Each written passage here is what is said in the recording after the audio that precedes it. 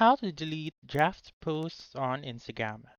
First is by opening the Instagram app and then by going to your left side of the screen or your camera. So you just simply swipe right like this one, and then there are actually drafts both on your story or on your reel. So if you want to go to your story, just simply swipe up and look for the drafts that you have right here. So click on drafts and then simply click on select right here on the upper right corner of the screen. Once you have done that, select the draft that you want to delete and click on delete right here. Click on delete and then there you go.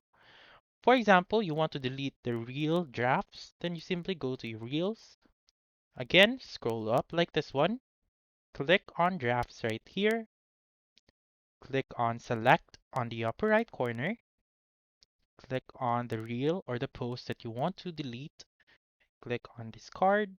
Click on discard once again, and then there you go. That's how you can delete draft posts on Instagram. So that's all for this video. Let me know in the comments section if this works out for you. For more helpful tutorials like this, please subscribe to our channel and don't forget to click that notification bell. Thank you for watching and have a wonderful day.